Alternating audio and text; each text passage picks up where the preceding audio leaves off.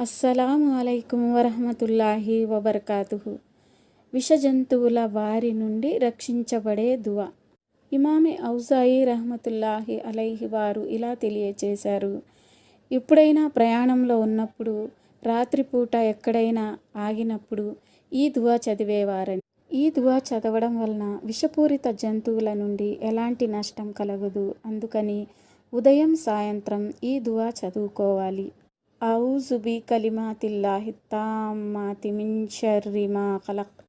ఈ దువా అర్థము: సృష్టించబడిన సమస్త చెడుల నుండి నేను అల్లాహ్ సంపూర్ణ వచనాల ద్వారా శరణు వేడుకుంటున్నాను. ఇమామే ఔజాయి రహమతుల్లాహి అలైహి వారు ఇలా తెలియచేశారు. ఈ హదీసు విన్నప్పటి నుంచి నేను రోజూ దువా చదివేవాడిని. అయితే ఒకసారి ఈ దువా చదవడం మర్చిపోయాను. ఆ రోజు నాకు తేలు కుట్టింది.